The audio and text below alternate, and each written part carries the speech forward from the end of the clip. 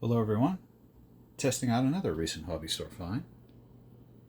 The big 50% off sale is still going on at my favorite local hobby store, and got a couple more locomotives. Today we have an Athearn Blue Box SW1500 painted for the Pennsylvania Railroad. Yeah, it's a little noisy, but it's God knows how long it's been sitting. It has cast metal flywheels, and it has the metal side frames on the trucks, so this is an old one. And you can see somebody's put the fantastic horn hook couplers on it for me already.